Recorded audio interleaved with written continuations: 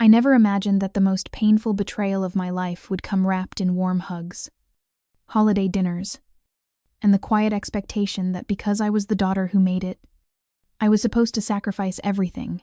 But I guess that's how family debt works, not the kind measured in numbers, but in guilt and tradition and unspoken duty. My name is Elena.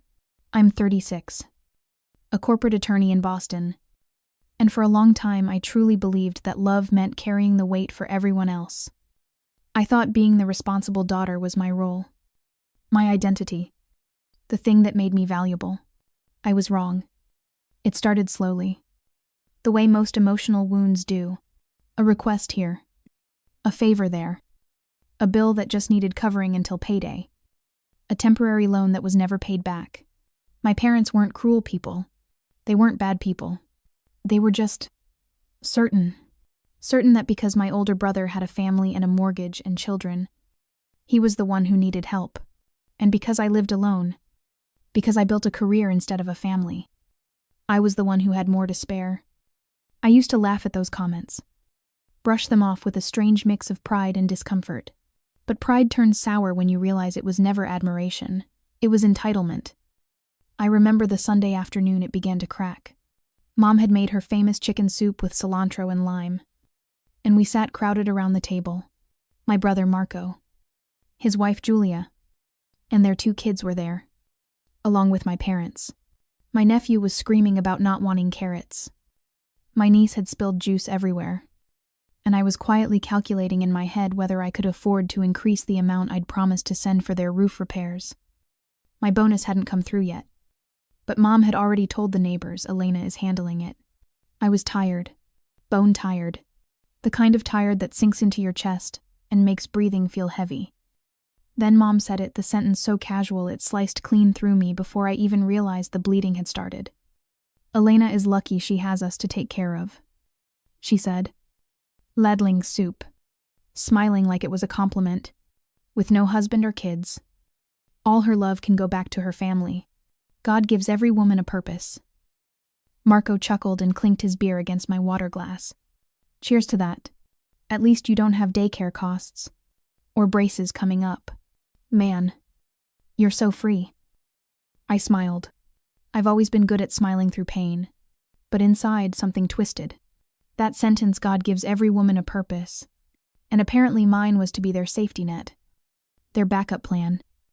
Their personal emergency fund. Not someone with dreams or plans of her own, but a resource to be allocated. That night I sat in my car for 15 minutes before driving home. The streetlights seemed too bright, almost harsh, as they reflected off the windshield. I kept hearing Mom's voice in my head. Gentle, warm, certain like she wasn't describing a burden but a blessing. With no husband or kids, all her love can go back to her family. As if my life was a vessel waiting to be filled by their needs. As if everything I worked for, the late nights, the sacrificed weekends, the promotions, the loneliness were a communal asset. That week I paid their roof deposit. I also covered Marco's car repair. Because Julia's hours got cut, and it's been tough. I didn't say a word. I just transferred the money and went back to my desk to negotiate a contract worth millions for my firm. At night, I lay in bed wondering why the victories in my life never felt like victories. Why I always felt like I was sprinting in place no matter how hard I worked. I was never any closer to the life I imagined. A small house with shelves filled with books. A partner who laughed at my dry humor. Mornings slow and warm instead of rushed and anxious. I'd whispered those dreams to myself for years. But dreams need oxygen. And mine were suffocating under obligation. The breaking point came months later. On a sunny Saturday morning that should have felt calm, I had finally booked a trip. Not a business trip. Not a weekend wedding. Not a last-minute family emergency. A real vacation. 7 days in Lisbon. I could almost feel the ocean breeze on my face. Imagine myself walking through pastel-colored streets with nothing but time. I was packing my suitcase when my phone rang. Mom. He hesitated. But I picked up. I always picked up. Elena. Honey. She began, voice trembling in that delicate, practiced way that always triggered my panic. "We need to talk." My stomach dropped. "What happened?" "It's your father." She sighed dramatically. "His back pain is unbearable. He needs a specialist. They can take him Monday." Monday, the day after I was supposed to leave. "Mom, I'm flying out tomorrow." "Oh, sweetheart. You can go later. Family comes first." Soft. Sweet. Firm. "We just need the deposit. $6,000 for the first visit. They said insurance reimbursements take time." $6,000. The cost of my vacation almost exactly. I stared at the open suitcase on my bed. The sandals I'd been so excited to wear. The travel adapter already plugged into the wall. He swallowed hard. "You can reschedule. Right?" she continued gently. "You'll have so many trips. This is just one. Daddy needs you. And Marco, well, you know how many bills he has." My hands shook. My voice felt stuck in my throat. I don't remember what I said. Something like yes. Something like of course. Something automatic and obedient. Like a daughter who knew her script too well. When I hung up, I sat on the edge of my bed staring at nothing, and then I cried not soft tears, but a deep, aching sob that felt like grieving a life that kept slipping through my fingers. It hit me suddenly and violently. My life wasn't mine. My success wasn't mine. My future wasn't mine. It belonged to them, to their emergencies, to their expectations, to their belief that my independence meant availability. I canceled the trip. I sent the money. And later that night, as I watched a travel vlog on YouTube just to feel something close to escape, I saw a comment under the video. "When are you going to live for yourself?" A stranger had asked it. But it felt like my soul was answering. I don't know. I don't know if I even remember how. I didn't sleep that night. I couldn't shake the thought that maybe I wasn't living my life. I was just funding everyone else's. And then the universe twisted the knife. The next morning, I overheard my mother on speakerphone. She didn't know I'd arrived early. I froze in the hallway as her voice floated through the cracked door. "Yes. She paid it. Of course she did. Elena always comes through. She doesn't have real responsibilities. What else is she going to spend her money on? Honestly. If she had a husband, we'd be in real trouble." A pause. A chuckle. "Sometimes I thank God she's alone. If she had her own family, who would take care of us?" The room tilted. My heart slammed against my ribs. Thank God she's alone. I backed out quietly, walked to my car, and sat there shaking. That was the moment, the exact moment I understood that to them. My loneliness wasn't a tragedy. It was convenient. A utility. My lack of family wasn't a wound they sympathized with. It was a resource they counted on. That was the moment I decided something was going to change, even if it meant breaking the only family I had left. I didn't know how yet, or when, or whether I had the courage, but I knew one thing, with terrifying clarity. I could either keep giving until there was nothing left, or I could finally choose myself. I didn't act right away. People imagine empowerment as a lightning bolt, sudden, bold, cinematic. It wasn't like that. It was quieter, heavier, like waking up from a long sleep to find your muscles weak and unfamiliar. I spent days moving through the world as if underwater, practicing the word no in my mouth, the way someone rehabilitating speech might practice forming syllables. It felt foreign, dangerous. I'd spent my whole life avoiding conflict, smoothing edges, keeping the peace. I didn't know how to be anything else. But awareness is irreversible. Once you hear the truth, especially the ugly truth, you can't unhear it. Every conversation I had with my mother after that sat differently in my chest. Every soft, guilt-laced comment about our family and your responsibility scraped against my ribs like broken glass. I started noticing how often she said we when she meant you. How Marco never said thank you. Only when can you... How I never spoke about my life unless asked, and they rarely asked. 2 weeks later, I walked into my therapist's office with trembling hands and eyes already stinging. "Doctor." Patel had known me long enough to understand the signs. She didn't say anything at first. Just waited. Eventually, I whispered, "My family doesn't love me. They love what I can provide." Her face didn't change, not pity. Not shock, just quiet knowing. "That realization hurts," she said softly. "But it's not the whole story. They love you in the only language they know. It's not enough for you anymore. But that doesn't make your love any less real." I swallowed. If I stop helping them, they'll hate me. She leaned forward, voice steady, grounding. "If love only flows when you give, then it isn't love. It's dependency dressed as devotion." I closed my eyes and let that sink in. Dependency dressed as devotion. God, it fit too perfectly. After that session, change didn't feel like betrayal. It felt like survival. The first step was small. When Marco called asking if I could cover just 1 month of preschool tuition while they caught up on holiday expenses, I told him I couldn't. My voice shook. My heart raced. But I said it.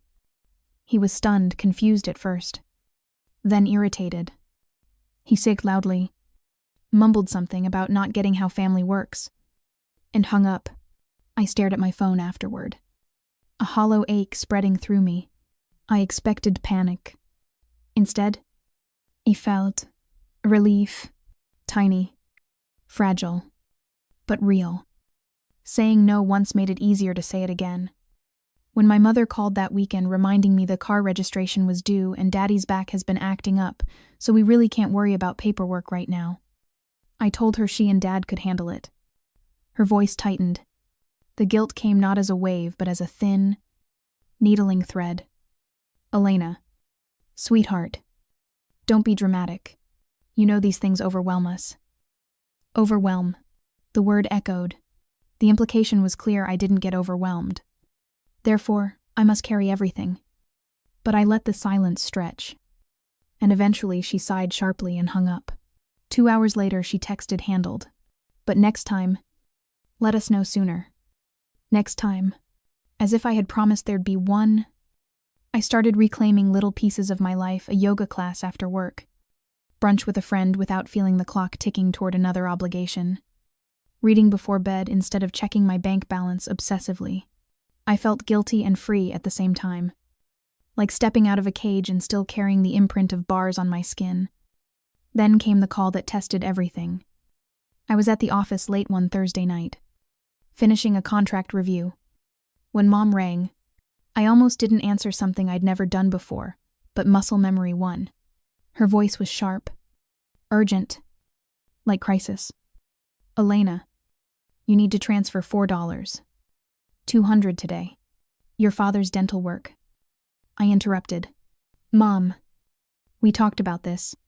I can't keep covering everything." A beat of silence. Cold, calculated. "Well?" she said, voice tightening. "If you're choosing your selfish life, do as you want, but don't expect us to be there when you end up alone." I felt the words slice right through me. That was the fear. Wasn't it? The deepest one. The one they always dangled. That without them, I'd be nothing but a successful woman in an empty house. That independence was only glamorous until the lights went out. For a second, I almost gave in.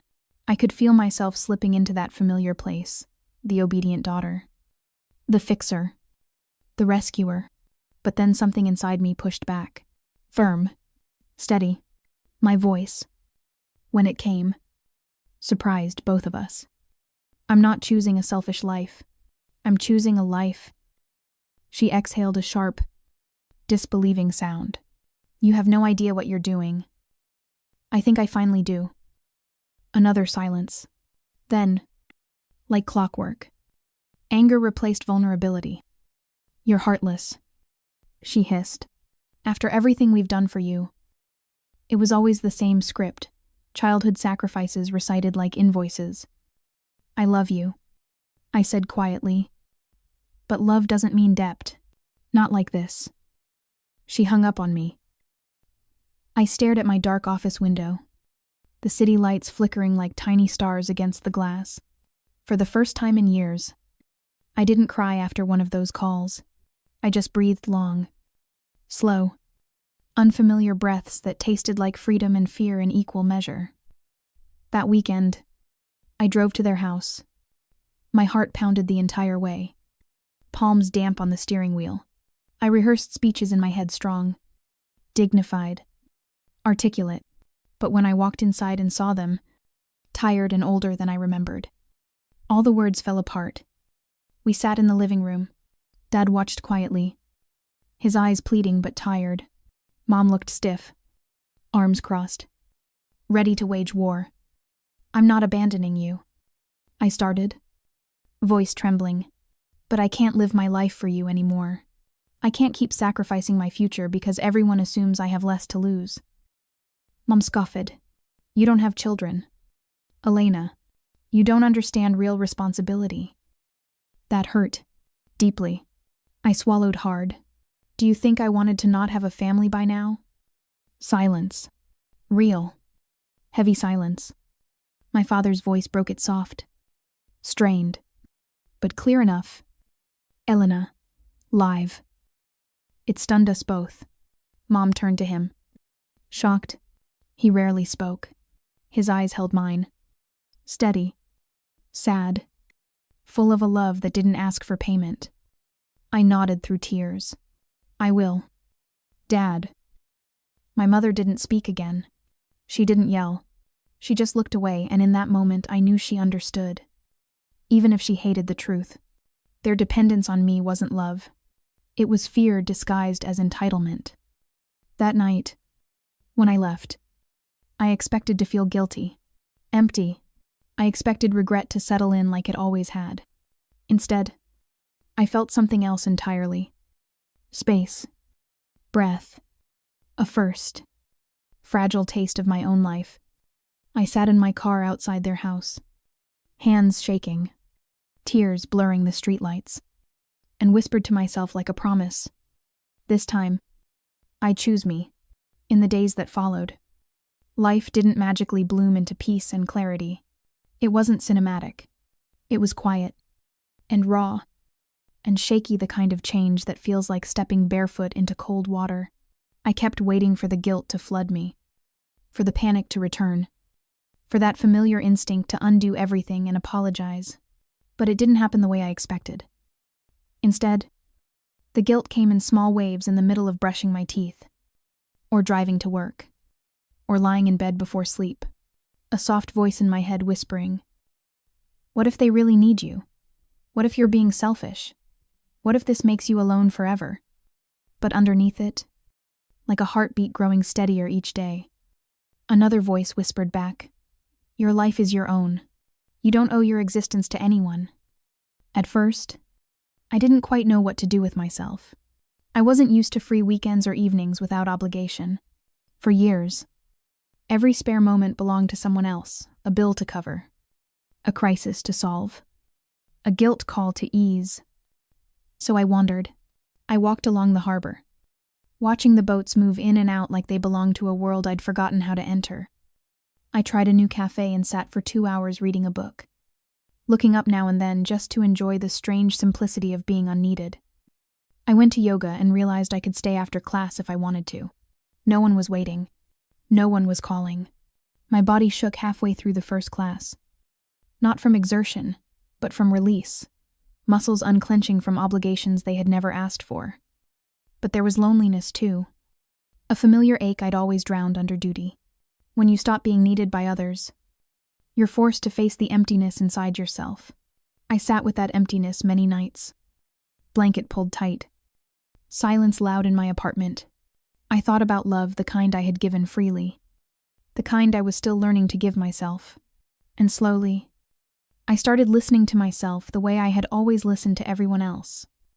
One evening, a week after that final conversation with my parents, I made a decision that felt small on the outside but monumental on the inside.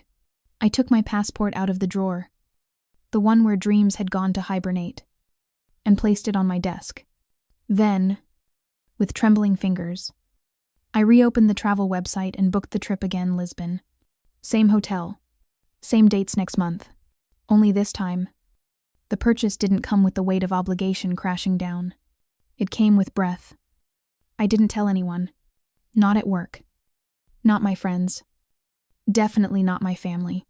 It was mine, a promise to myself that I wouldn't keep postponing my life for someone else's convenience. But change always ripples.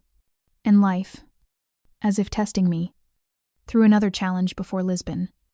Marco called. I stared at the screen when his name appeared. My thumb hovering over the dismiss button. I almost ignored it, but some part of me not duty. Not weakness. But curiosity answered. Elena, he said, voice rough. Can we meet? Just to talk? My stomach tightened, but there was something different in his tone. No entitlement. No expectation. Just exhaustion. We met at a small cafe near my office. He looked older than I remembered. Stress carving harder lines into his face. He sat across from me like someone who wasn't sure they were welcome. He cleared his throat. Mom told me what you said. About choosing your life. About everything. I braced myself. But his voice surprised me quiet. Hesitant. I didn't realize how much we leaned on you. He swallowed. I always thought you were strong enough for everything. That you didn't need what we needed. I didn't respond. Not yet. I wanted to see where he would land without me cushioning him. Dad told me you helped him talk to his therapist last week. He added. He said you were calm. He said you looked free. The word lingered between us like incense. Then Marco's eyes dropped. I think I resented how independent you were.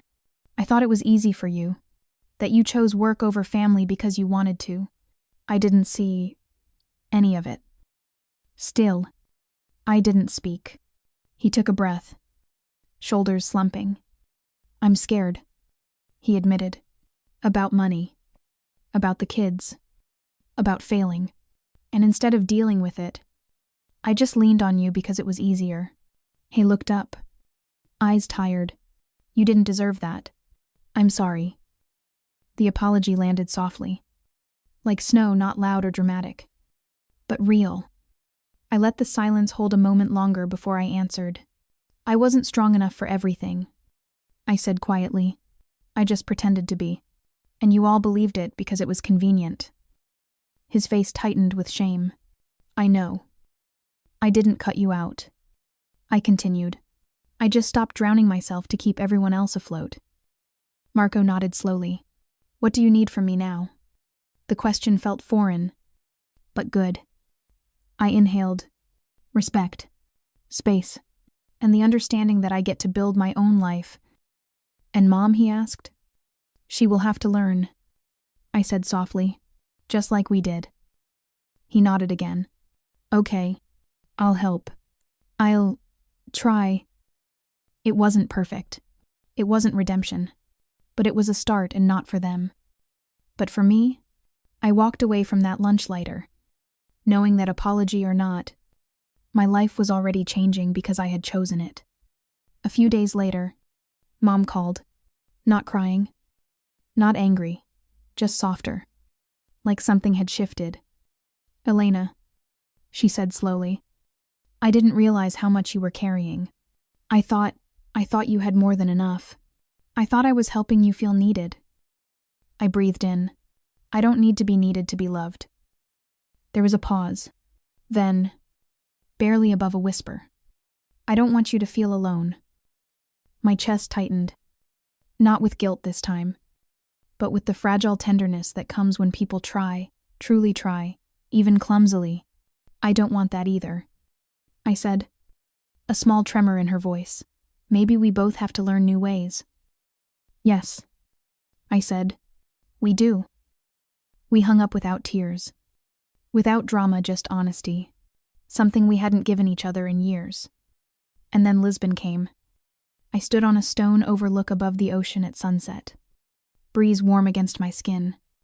Pastel houses spreading across the hills like spilled watercolor. My heart beat slow. Steady. My phone was off. For the first time in years. The only voice in my head was mine. I took a deep breath. The kind that fills lungs and soul and space you didn't know was empty. And whispered to myself, this is my life. And I am finally living it. Not because I don't love my family, but because loving them should never have meant forgetting myself. Sometimes choosing yourself isn't selfish. Sometimes. It's the first real act of love you ever make. When I returned from Lisbon, something was different in me, not loud or dramatic, but steady, like a door had quietly closed behind me and another had opened. I expected to slip back into old patterns, to wake up one morning, terrified I'd made a mistake. But every time I felt the pull of old guilt, I thought of the Atlantic wind on my face, the nights I walked cobblestone streets alone and felt full instead of lonely. The mornings I sipped coffee in sunlit cafes with no one expecting anything from me except to enjoy my own presence. It changed the way I saw my life, not as something I was managing, but something I was allowed to live. The Monday after I came back, I walked into work feeling unrecognizable to myself, not externally, but internally, like I had reclaimed something I didn't even realize I'd lost. I smiled at strangers in the lobby. I took the stairs instead of the elevator. I said good morning with a warmth that felt real, not polite. And for the first time, my colleagues noticed something too. "You look different," my assistant, Nina, said, relaxed, lighter. I laughed softly. "Vacation," I said, though it was deeper than that. It was reclamation. That afternoon, I received an email from my firm's senior partner requesting a meeting. Normally, those were stressful, high stakes, high pressure. But this time, I walked in calm, centered. She asked about my Lisbon trip, genuinely curious. Then she leaned in and said, "We've been discussing partnership track adjustments. Your name came up." My heart stilled. Partnership, the thing I'd worked toward for a decade, always believing it was far in the future, always fearing I was sacrificing everything for it. But in that moment, I felt something astonishing. I didn't need it to feel worthy. I still wanted it, but I didn't need it to justify my life anymore. "We'll talk more formally," she continued. "But you've earned attention, and I hope you know that." I thanked her. Calm, I walked out, not with adrenaline, but with grounded pride, the kind of pride that comes not from being needed, but from knowing you chose your own path and still rose. That evening, I went home and cooked dinner, not rushed, not exhausted, just peaceful. I lit candles. I played music quietly. I ate slowly. And then I sat on my balcony, watching the city hum beneath me. I think part of me expected this sense of peace to shatter, for a call to come, a crisis, a demand wrapped in affection and expectation. But none came. Instead, my phone buzzed with a text from Marco. "Marco kids made welcome back Auntie Elena signs. They want to see you this weekend if you're free." I stared at the message. It wasn't a plea. It wasn't a trap. It was an invitation. Gentle, considerate, optional. So I replied, "Me. I'd like that. Saturday morning. Let's go to the park." When Saturday arrived, I showed up with croissants from a bakery I'd discovered in Lisbon and a bag of little souvenirs, handmade tiles, painted bookmarks. The kids screamed when they saw me, throwing their arms around my legs. Marco smiled shyly, almost boyish, and Julia hugged me sincerely. We sat on a blanket under a tree, and I told the kids stories about Portugal, the ocean, the castles, the streets that looked like rainbows. Marco listened too, and there was something new in his gaze, admiration instead of expectation, curiosity instead of assumption. "You looked happy," Julia said softly when the kids ran off to play. "In your pictures?" "I was," I said. "It felt like the beginning of something."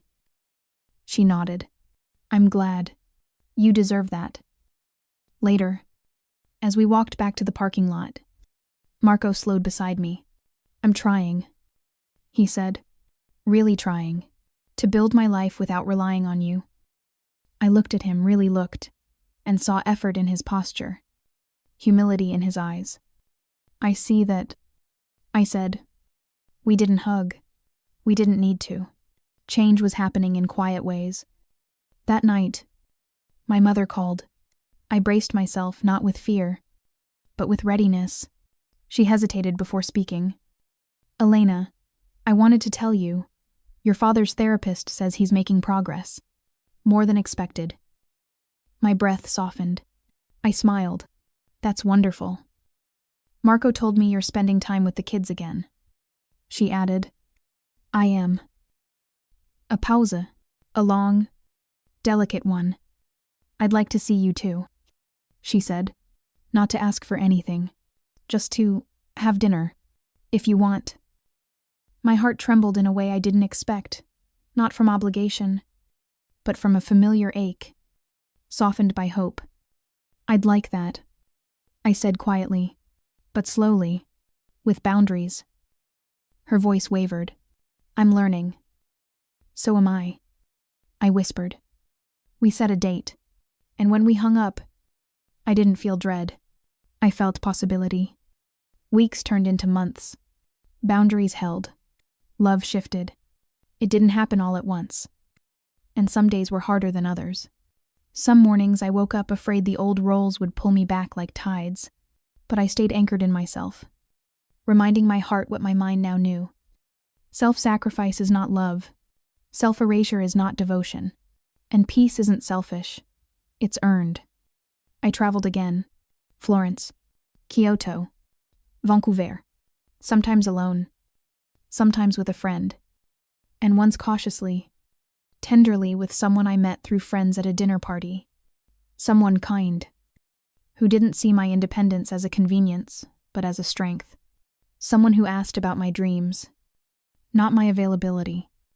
One night, months later, I sat at my parents' dining table, not every week like before, but occasionally, lovingly, and Dad raised his glass to me. His voice was still slow, not what it once had been, but strong enough to speak truth. To Elena, he said, to her life. And for the first time, my mother reached over, covered my hand with hers, and whispered, to her life, and to ours, learning to stand beside it, not on top of it. Tears filled my eyes. Not of sadness or guilt this time, but gratitude. Healing isn't clean. It's messy and unpredictable.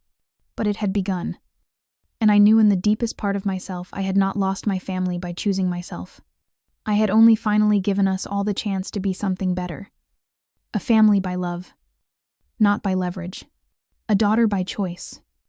Not obligation. A life by design. Not default. I wasn't rescuing anyone anymore. I was living. And somehow, that was what finally rescued all of us. It's strange how freedom settles into you. It doesn't arrive like fireworks. It arrives like breath, slow, quiet, persistent, until one morning you wake up and realize peace has moved in like sunlight through a window you forgot you opened. My life didn't suddenly become a montage of victories. There were days I missed the old routine. Not because it was good, but because it was familiar. There were moments I reached for my phone instinctively, ready to fix, ready to prove my worth through service. But then I'd stop, breathe, and remember, my worth was never something I had to earn by sacrificing myself. A year after that Lisbon trip, I hosted something I'd never hosted before, a family dinner, where everyone contributed, not a potluck in name only where I did the preparations and they brought napkins, but a real shared gathering, each person bringing a dish, a small offering of effort and presence. My apartment glowed with warm lighting that night. Soft music drifted from the speakers. My dining table, the one I bought for myself, without calculating how many urgent family expenses it equaled, was set with care. Candles flickered in glass jars. Not because I wanted to impress anyone, but because I liked the way the shadows danced on the walls. Marco arrived first with his kids, carrying a tray of baked pasta he'd made himself. His face was tired, but honest. There was humility there and something else too. Something tender. Pride. Smells amazing, I told him. He blushed slightly, running a hand through his hair. Been practicing, he muttered. Julia says if I ever get divorced again, at least I won't starve. I smiled not with pity, but with genuine warmth. Growth looks awkward before it looks graceful. Mom arrived next, holding a bowl of salad like it was precious.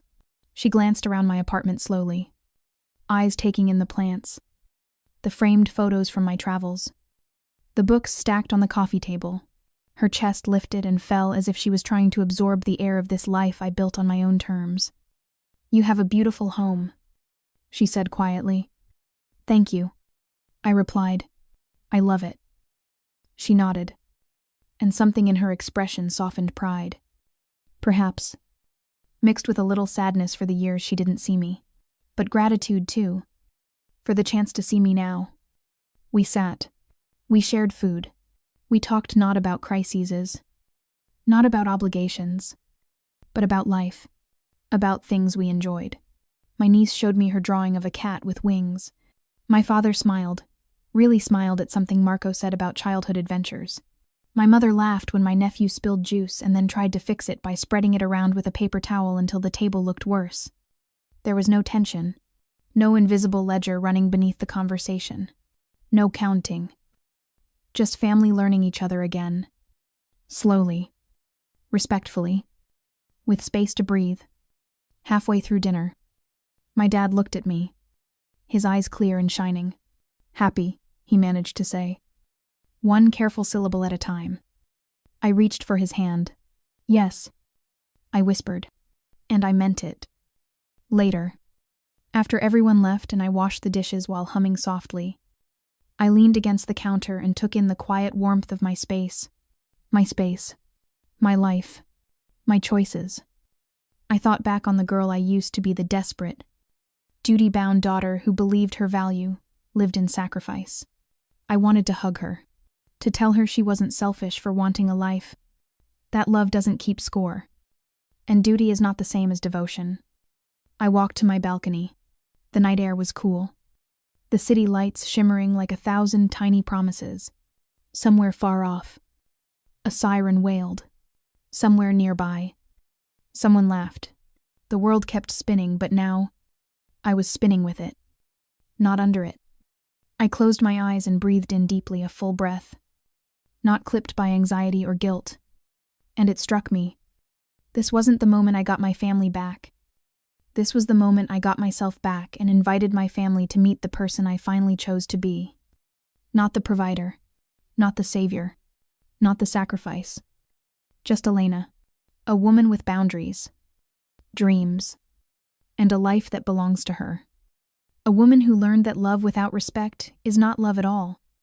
A woman who chose herself and, in doing so, gave everyone else permission to grow too.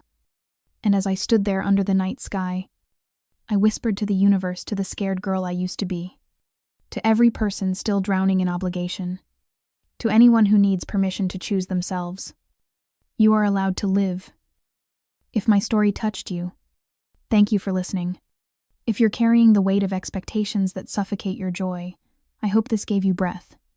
If you felt seen, if you cried, if you remembered a part of yourself you've been neglecting, please like this video. Share your own experiences in the comments. Your voice matters, and someone out there needs to hear it. Subscribe if you want more stories about boundaries, healing, and reclaiming your life. Because sometimes the bravest thing you can do is say, "My life is mine." And that's not selfish, it's sacred.